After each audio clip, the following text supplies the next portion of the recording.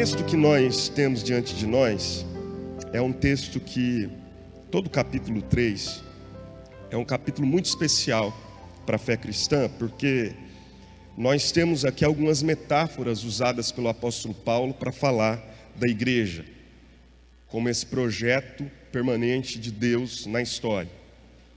A primeira metáfora é uma pressuposição. Ele não fala claramente isso, mas ele usa a figura de uma criança espiritual. Nós estudamos isso semana passada. E a criança espiritual sugere uma família, a igreja como uma família. A criança sugere a ideia de um lar, de uma família. A segunda metáfora, o apóstolo Paulo fala a respeito dela, dizendo que somos lavoura de Deus. E ele usa expressões do tipo plantar e regar, e dar crescimento. Apolo regou, Paulo plantou, Apolo regou, mas o crescimento vem de Deus. E a segunda, ou melhor, a terceira e última metáfora usada pelo apóstolo aqui, é a metáfora do edifício, que mais tarde, na leitura, a gente percebe que Paulo tem em mente, quando fala a respeito do edifício, ele tem em mente um templo.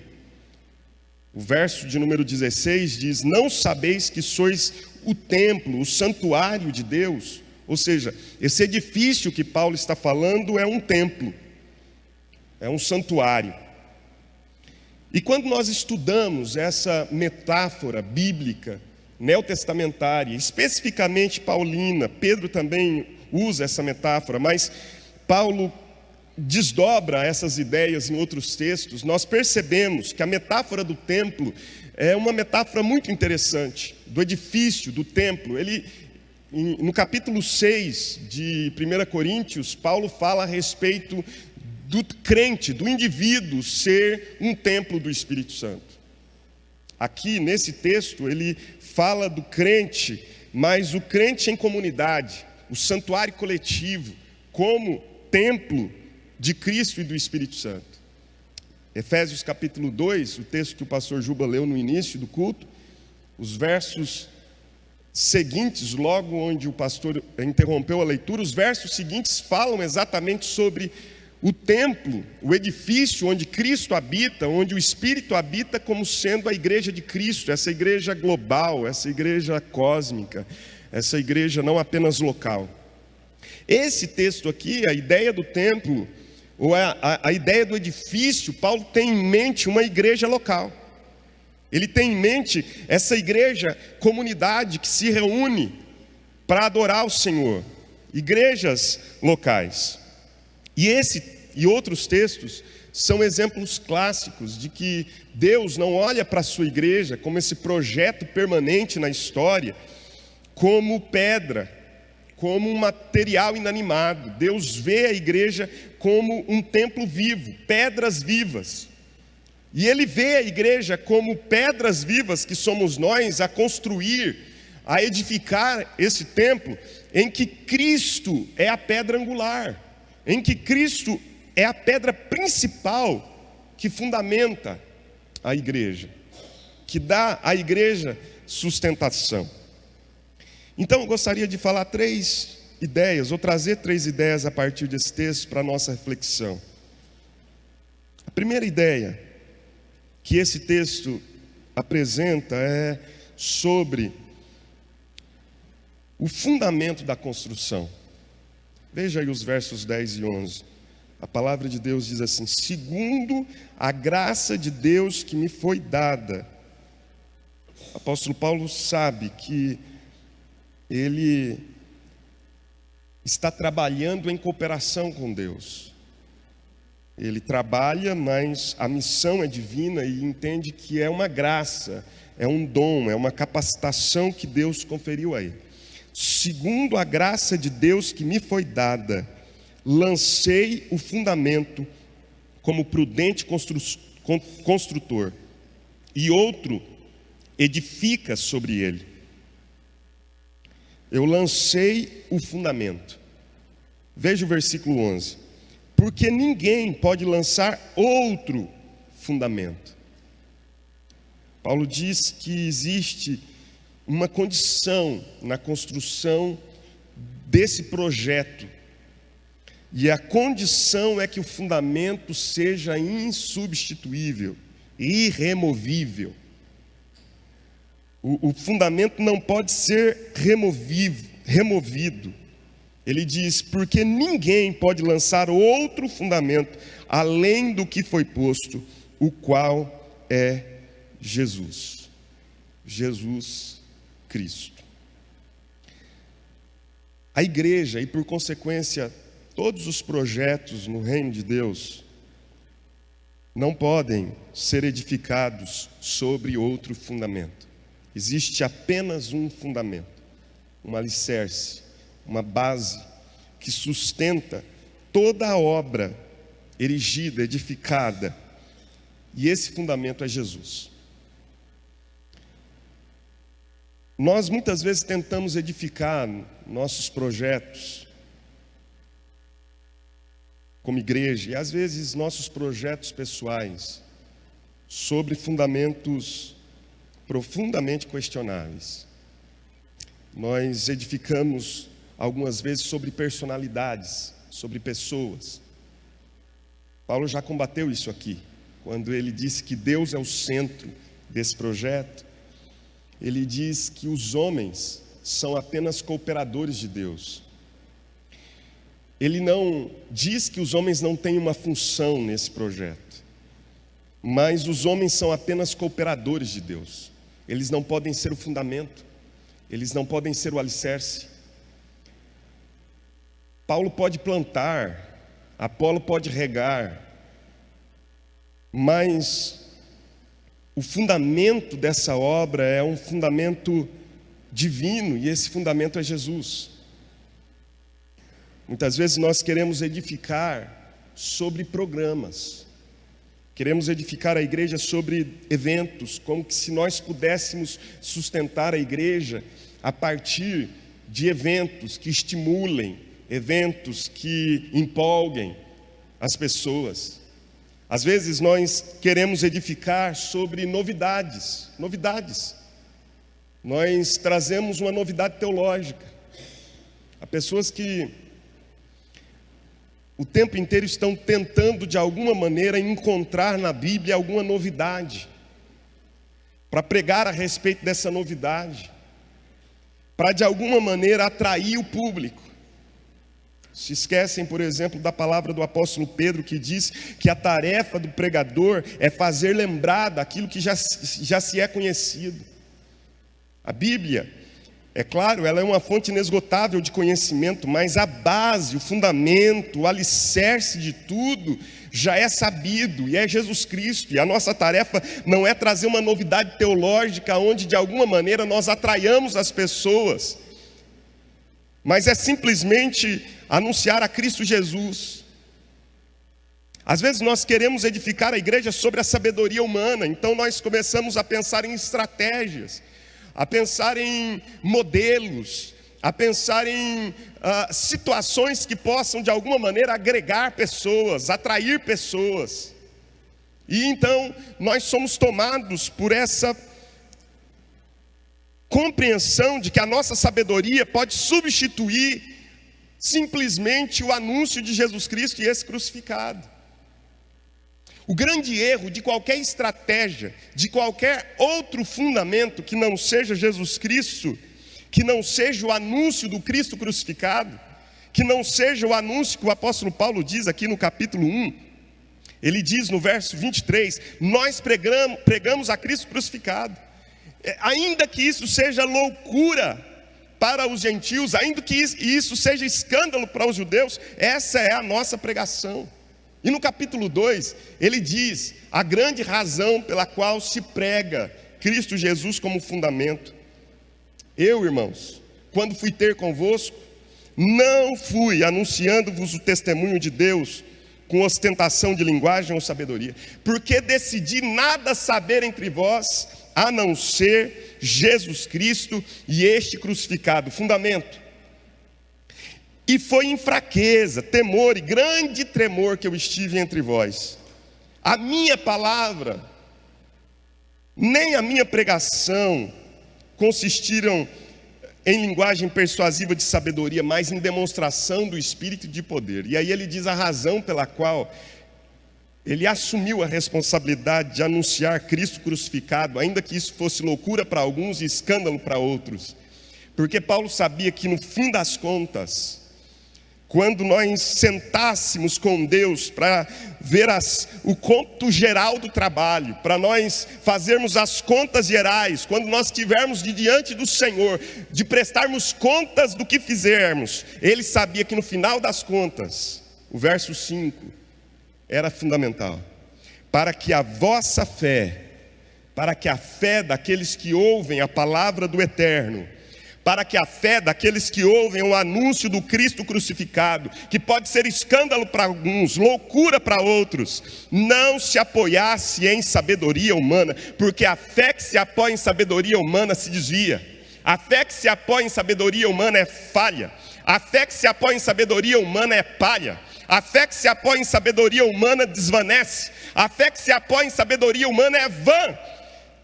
Mas a fé que se apoia em Jesus Cristo e este crucificado é o poder de Deus para todo aquele que nele crê. Primeiro do gentio, depois do judeu. Primeiro do judeu, depois do gentio. Mas essa é a fé gerada pela palavra, que permanece eternamente. Se a nossa fé não se apoia em Cristo Jesus, que é o poder de Deus, ela é vã. O autor aos Hebreus diz: olhando firmemente para Jesus, o único fundamento, a única estrutura sólida, que não permite que tudo aquilo que é edificado sobre desabe, a única estrutura sólida, olhando firmemente para Jesus, que é o autor e o consumador da nossa fé. Por que Jesus é o autor e o consumador da fé, queridos? Porque sem Jesus a fé é vã. Sem Jesus a fé não possui apoio. Para que a gente não apoie a nossa fé em sabedoria humana, mas no poder de Deus, o único capaz de sustentar a sua fé, o único capaz de preservar você. Por isso, a mensagem do Cristo crucificado é suficiente. O que se requer é que nós entendamos isso e que nós anunciemos isso. É claro que quando nós ouvimos hoje os estudos sobre plantação de novas igrejas, e eu gosto disso, eu estou nisso, eu acredito nisso, existe um movimento, uma dinâmica, de que é preciso nós fazermos uma exegese ou uma interpretação correta das Escrituras, mas é também necessário que nós façamos uma interpretação correta do nosso tempo. Se existe a exegese bíblica, existe a exegese cultural, eles dizem. Eu creio que a gente precisa ler sim o movimento da história no mundo. Nós precisamos saber fazer a leitura e interpretar a leitura do que está acontecendo no nosso tempo. Nós não podemos ficar distantes daquilo que está se movendo entre nós. Nós precisamos interpretar a realidade, entender o tempo, nós precisamos conhecer a cultura. Eu entendo isso, mas nós jamais podemos substituir ou remover o alicerce, o fundamento. E o apóstolo Paulo, que diz que ele é um prudente construtor que lançou o fundamento, Jesus Cristo, e diz que ninguém lance outro fundamento além deste, Jesus Cristo, ele também entendia isso. Quando Paulo pensava em alcançar pessoas para Jesus, ele pensava nisso como apenas uma forma, apenas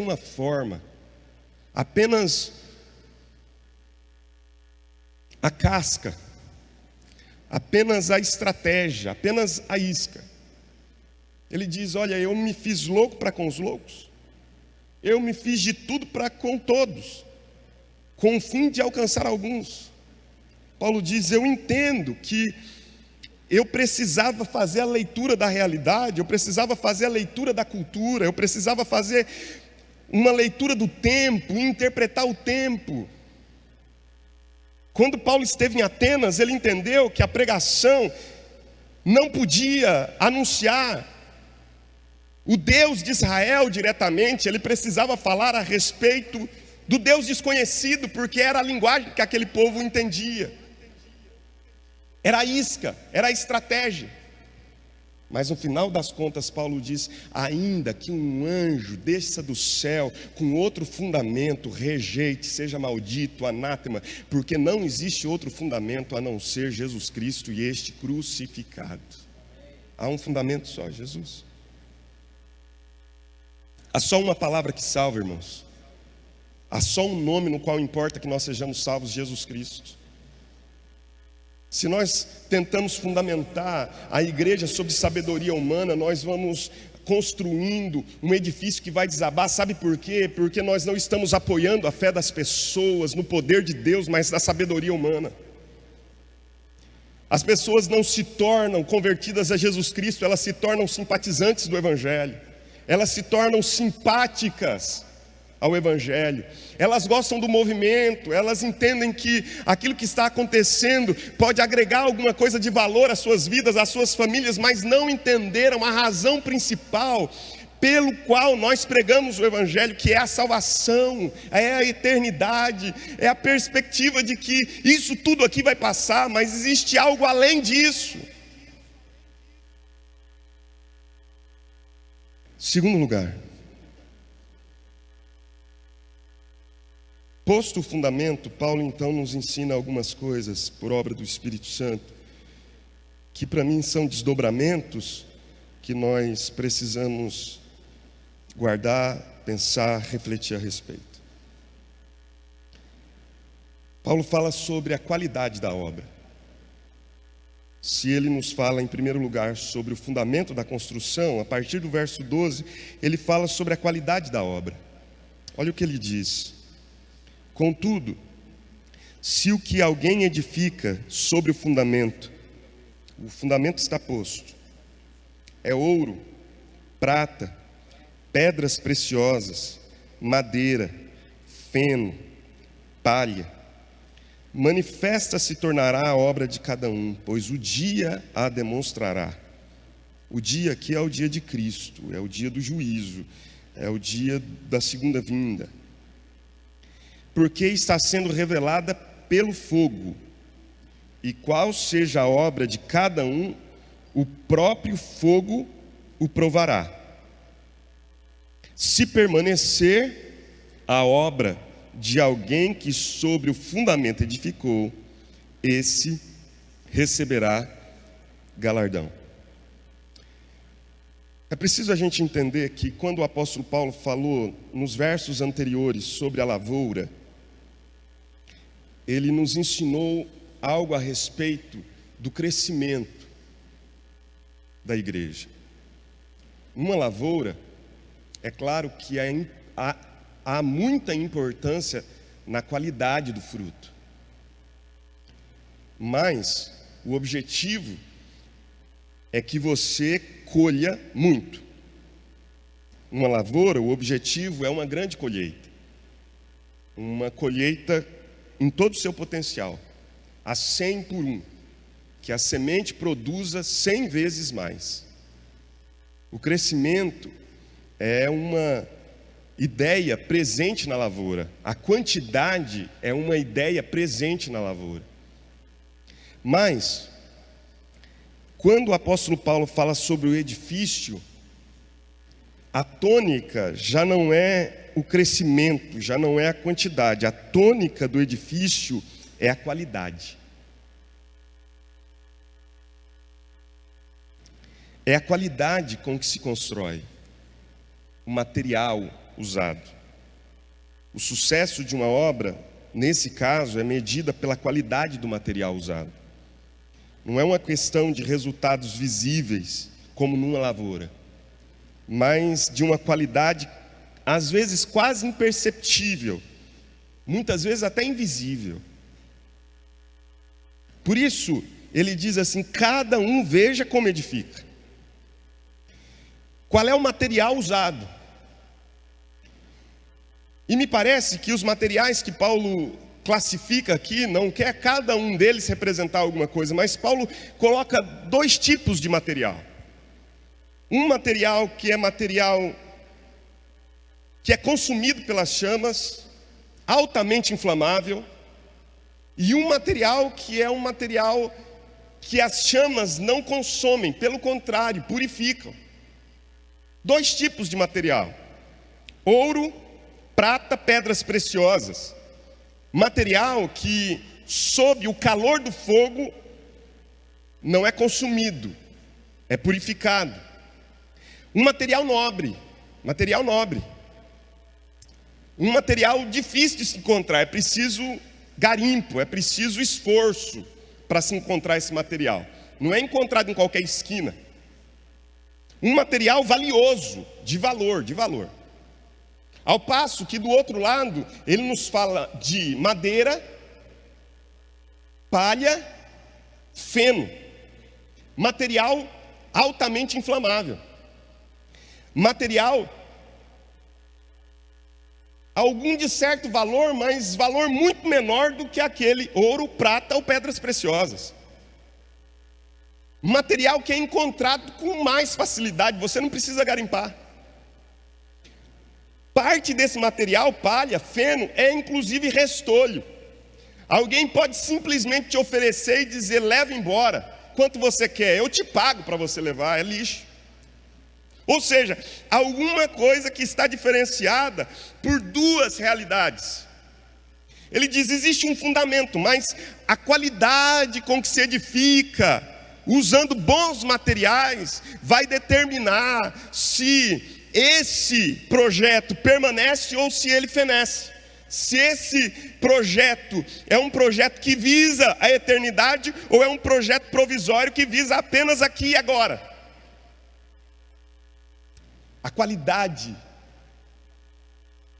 do material, a qualidade da obra. O material tem a ver com doutrinas e verdades, mas tem a ver também com o motivo com que se faz. Agora, não pense que quem está construindo ficará livre de inspeção. Não, serão inspecionadas, as obras serão inspecionadas. O texto diz aí que o dia vai demonstrar, porque está sendo revelada pelo fogo. Qual seja a obra de cada um, a prova será o fogo, o próprio fogo provará. Então haverá uma inspeção. O texto não diz, e alguns leem pensando que Deus está falando sobre o juízo de crentes, que Deus está falando sobre o castigo de crentes. O texto não está falando a respeito disso.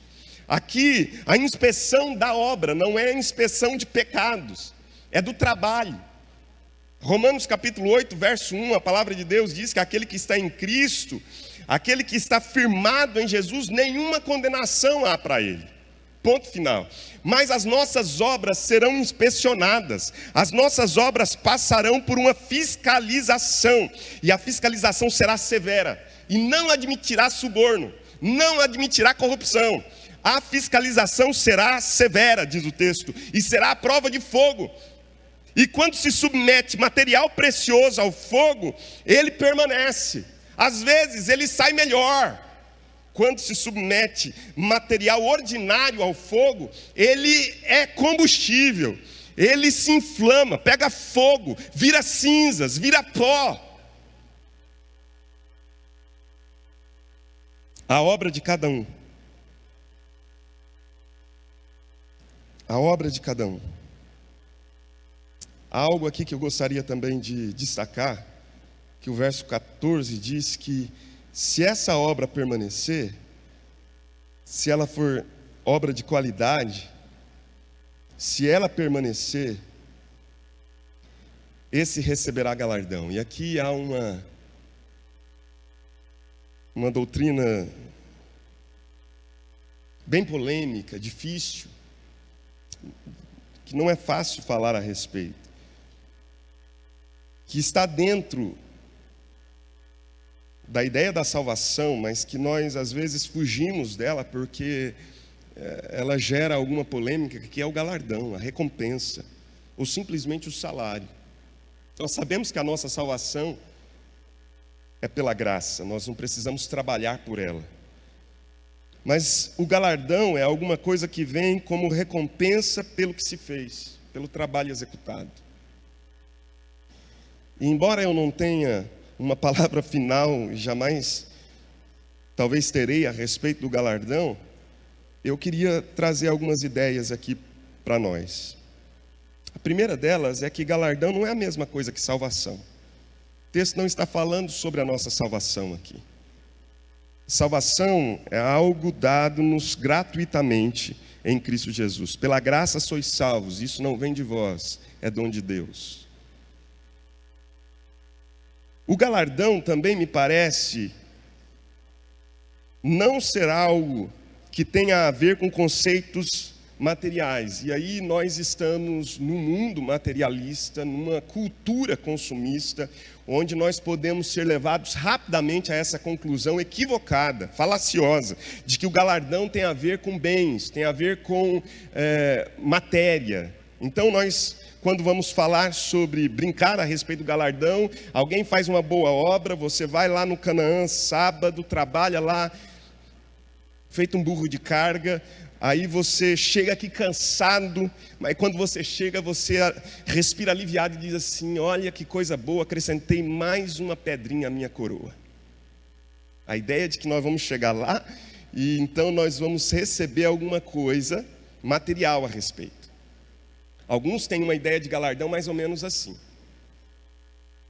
eu vou fazer muito aqui, porque quando eu entrar pelos portais eternos da Nova Jerusalém, haverá lá para mim uma mansão, uma grande mansão.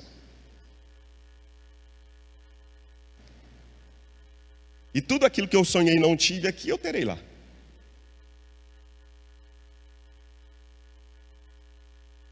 Aí tem alguns assim mais preguiçosos que dizem assim: bom, eu já estou salvo, graças a Deus.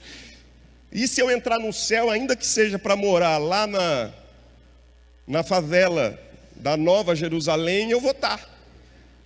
Aí a gente tem essa ideia, a ideia de que vamos entrar no céu e alguns vão morar em mansões e outros vão morar em barracos.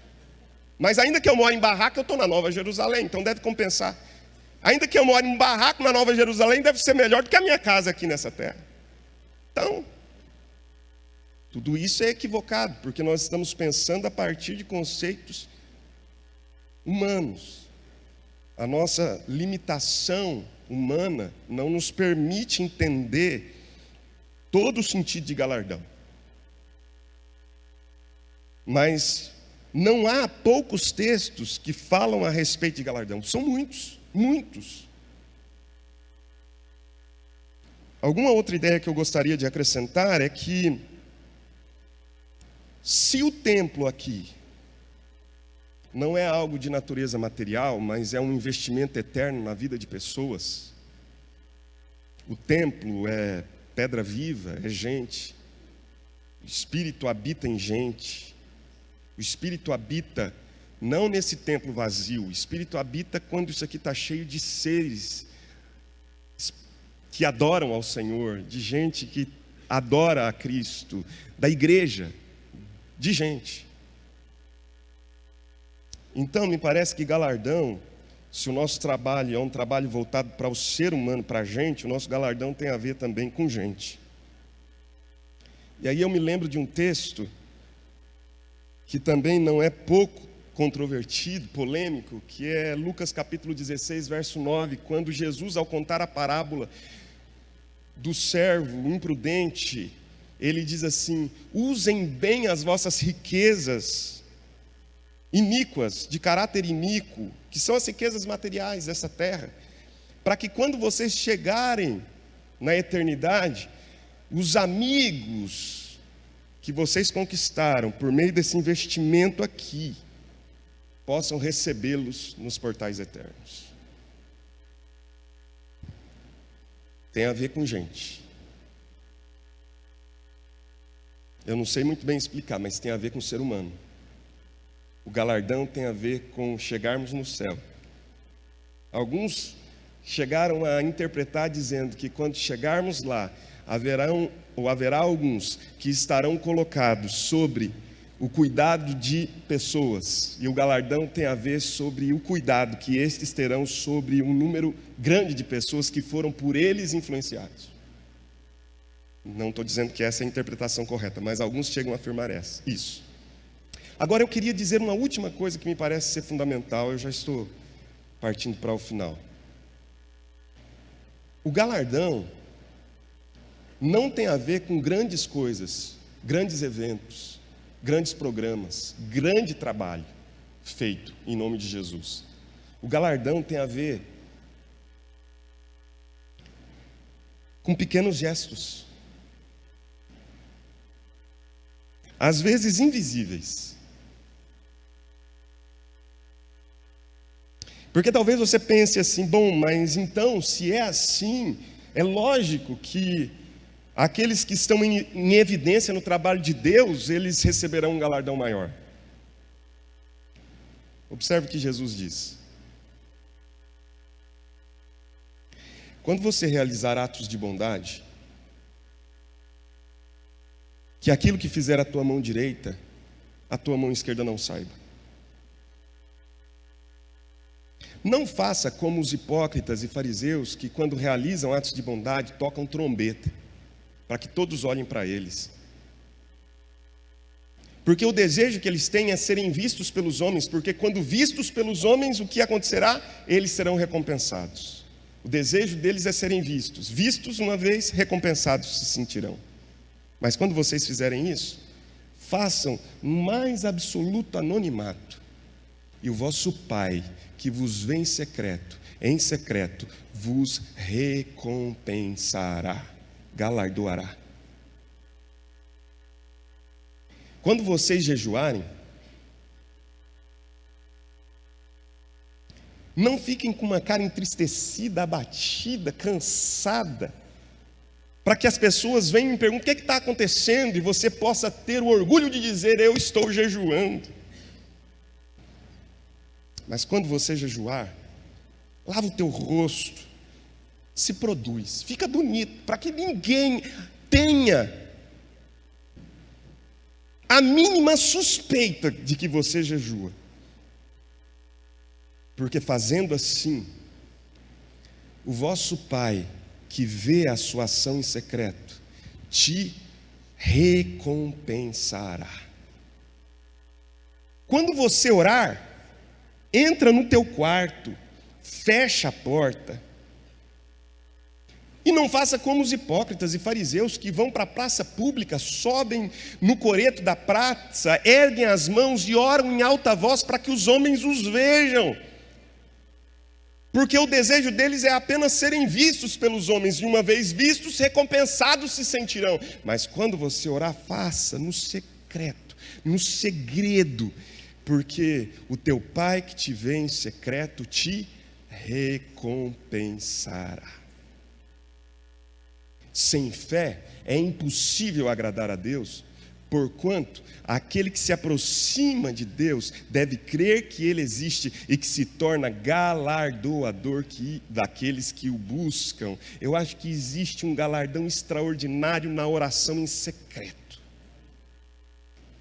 A oração em segredo, a oração fora das câmeras, a oração nos bastidores, a oração na madrugada, a oração que ninguém vê, é a oração que Deus vê e um dia Ele vai recompensar e já está recompensando a muitos, porque Ele se torna galardoador dos que o buscam. E Jesus diz mais, não fique angustiado, porque se você oferecer um copo de água, fazendo isso com a motivação certa em meu nome, a alguém que tem sede, se for profeta, você receberá galardão de profeta. Se não, você receberá galardão, receberá recompensa. Sabe por quê, meu irmão? Galardão tem a ver com pequenos gestos feitos, com a motivação certa e em nome de Jesus Cristo de Nazaré, não com grandes feitos.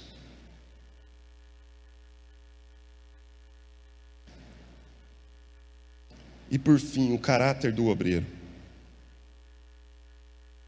Com o que se constrói é muito importante, mas a motivação com que se faz é absoluta. O material tem a ver com doutrinas e verdades ensinadas, mas também com a prática daquele que ensina.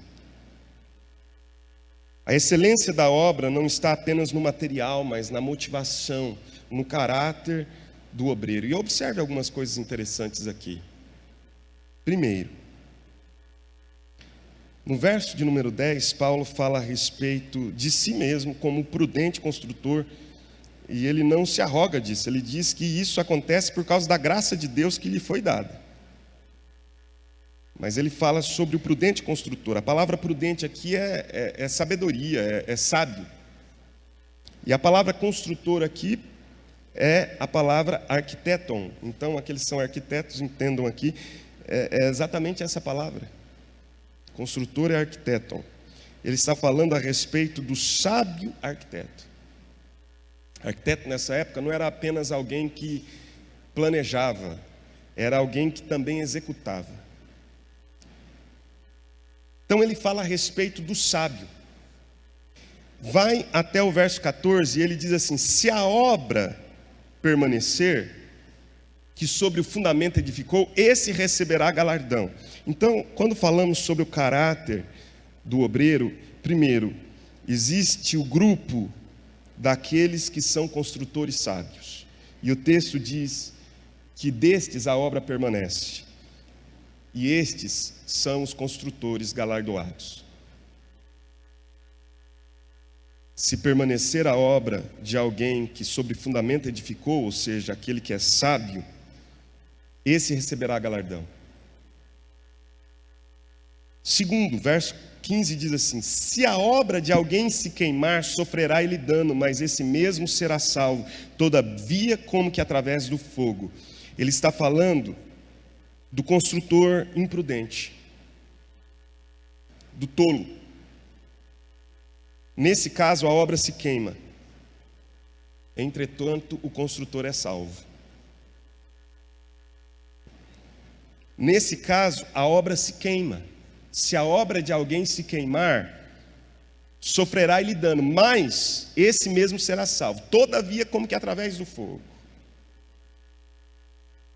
Existe o construtor sábio, cuja obra permanece, e o construtor é galardoado. Existe o construtor tolo, imprudente, cuja obra é queimada, mas o construtor é salvo.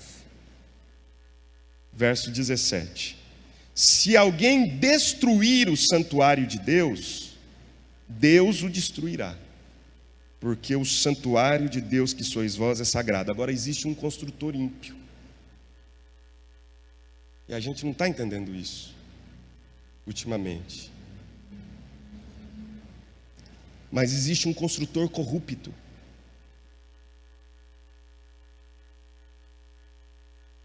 O texto diz que a obra é destruída desse construtor. E mais, diz que ele é condenado. O apóstolo Paulo, quando estava na igreja de Éfeso, ao ir embora daquela igreja, quando ele se despede daquela igreja, ele diz algo muito sério. Ele diz assim: olha, após a minha partida penetrarão no meio de vós lobos vorazes, que não pouparão o rebanho, porque não estão interessados no cuidado. O que eles se interessam é em pregar prosperidade, mas só prosperam eles. O que eles se interessam é em pregar novidades, mas só eles são beneficiados pelas novidades que pregam. A Bíblia está nos dizendo aqui, com a devida seriedade e advertência: se alguém destruir o santuário de Deus, está mexendo na menina dos olhos dele. Se alguém destruir o santuário de Deus, está mexendo com o projeto eterno de Deus. Quem assim o fizer, Não só sua obra será destruída, mas Deus o destruirá, ele será condenado. Talvez aí nós entendamos melhor Mateus capítulo 7. E em Mateus capítulo 7, Jesus, quando fala a respeito do falso, ele diz assim: naquele dia, muitos hão de dizer-me, Senhor, Senhor. E Jesus diz: nem todo que me diz Senhor, Senhor entrará no reino dos céus, mas todo aquele que faz a minha vontade. Por que vocês me chamam de Senhor, mas não fazem o que eu estou mandando? E Jesus vai mais adiante, ele diz assim: todos esses que dizem Senhor, Senhor, que não entrarão no reino dos céus, chegarão até mim com o seguinte argumento: porque o dia o provará. Quando a prova de fogo chegar e o dia provar as obras de todos nós, a palavra de Deus diz que nesse dia alguns argumentarão, achando que têm méritos diante de Deus. Não entenderam que Paulo começa nesse texto a dizer: segundo a graça de Deus que me foi dada, achando que têm méritos, dirão: em teu nome nós pregamos o evangelho, em teu nome nós expulsamos demônios, em teu nome nós profetizamos, em teu nome fizemos muitos milagres. Eu, porém, direi: apartai-vos de mim, vós que sois praticantes da iniquidade, eu nunca vos conheci. Isso é sério, isso é sério. Antes de pregar a palavra, eu tenho que ser crente em Jesus. Antes de ensinar as escrituras, eu preciso amar Jesus. Antes de dizer nós precisamos orar, eu preciso ter vida de oração na presença do Senhor. Antes de ensinar, não é simplesmente ensinar a obedecer, é praticar o que se ensina. Que Deus tenha misericórdia de nós. Que Deus nos ajude a entender que a obra que eu estou construindo é para a eternidade. Não é uma obra perecível, que amanhã já é desfeita. Vamos ficar de pé.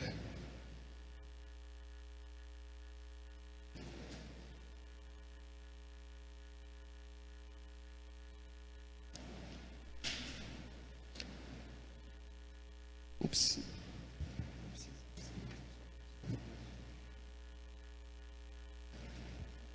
Feche os olhos.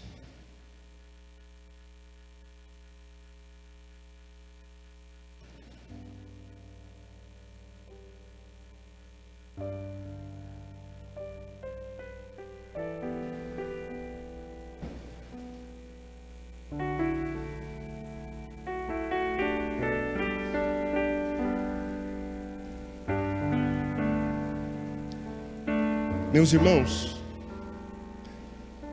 o fundamento é eterno. Agora, os obreiros que edificam sobre o fundamento, eles são transitórios.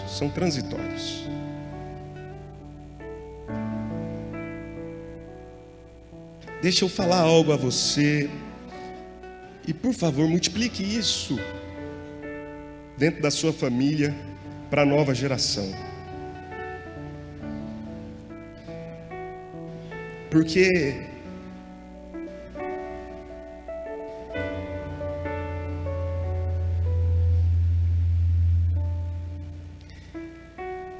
se a igreja de Cristo quer permanecer, ela precisa entender isso. A obra não tem a ver necessariamente com a habilidade do obreiro. É segundo a graça que me foi dada. Deixa eu dizer uma coisa: nós somos muito enganados facilmente. Se a pessoa fala bem, nós já nos encantamos. Como é que um pastor é escolhido para ser pastor de uma igreja? Ele vai e prega. Ele vai e prega. Aí a igreja ouve e diz assim: esse pastor é...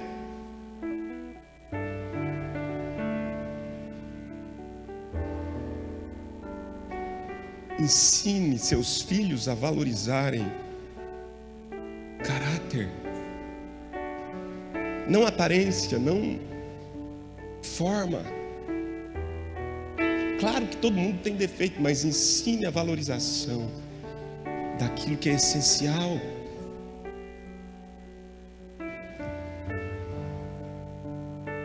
Cuidado, igreja de Cristo, com os lobos vorazes. O apóstolo Paulo diz: eu nunca cobicei prata ou ouro. Cuidado, cuidado, tem muita gente cobiçando prata, ouro, pregando coisas apenas para se beneficiarem delas,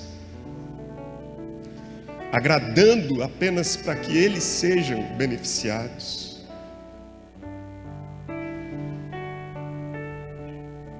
Irmãos,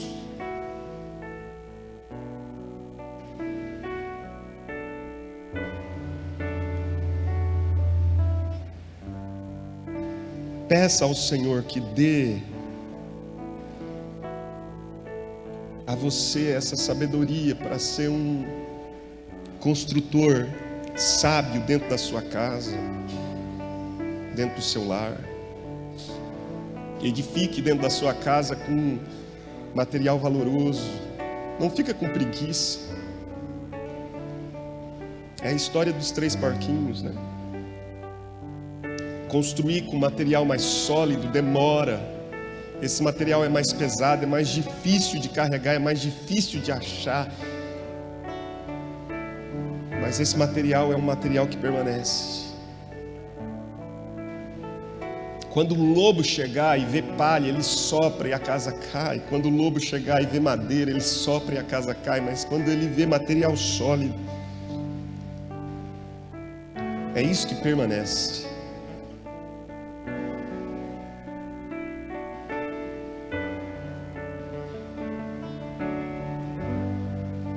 Senhor meu Deus, Pai de bondade, de misericórdia, nós colocamos a nossa vida diante do Senhor nesta manhã. E eu quero pedir que o Senhor nos dê firmeza, Senhor, naquilo que o Senhor nos chama a realizar no Teu reino. Que nós não venhamos a transigir, abrir mão, que nós não venhamos, ó Deus, a ser pessoas facilmente convencidas daquilo, ó Deus, que é contrário à Tua palavra. Aliás, que nós jamais sejamos convencidos daquilo que é contrário à Tua palavra, mas que com propriedade nós possamos rejeitar aquilo que é contrário à Tua palavra, que é o verdadeiro fundamento da nossa fé, Jesus Cristo. Estende as Tuas mãos para abençoar o Teu povo e para dar solidez à nossa fé, Senhor. Eu peço que a fé dos meus irmãos não se apoie em sabedoria humana. Eu peço que a fé dessa igreja não se apoie em estratégias humanas. Eu peço que a fé dessa igreja não se apoie em eventos. Eu peço que a fé dos meus irmãos não se apoie em personalidades. Eu peço que a fé dos meus irmãos se apoie apenas naquele que é o firme fundamento que não permite jamais que nós venhamos a ruir, a desabar. Eu peço, ó Deus, a firmeza sobre os meus irmãos, que quando vierem as tempestades, quando vierem, ó Deus, os abalos, quando chegarem, Senhor, a força dos ventos baterem, quando nós formos surpreendidos, ó Deus, por qualquer intercorrência, nós permaneçamos firmes, porque sabemos onde estamos plantados e sabemos qual o material que for edificado em nós.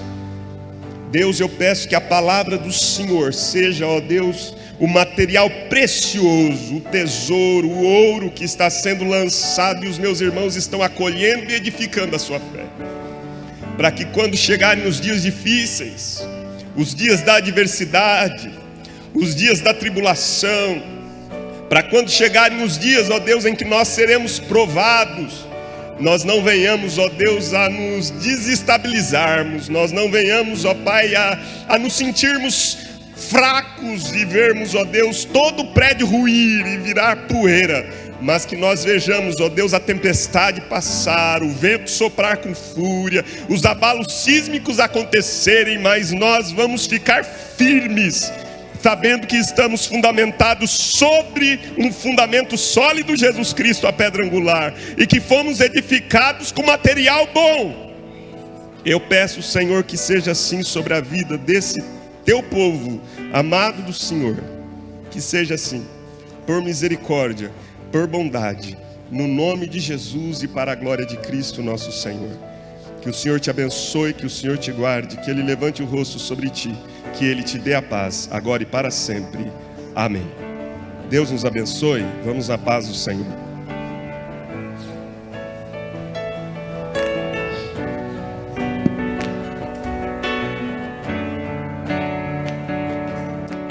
Eu vou construir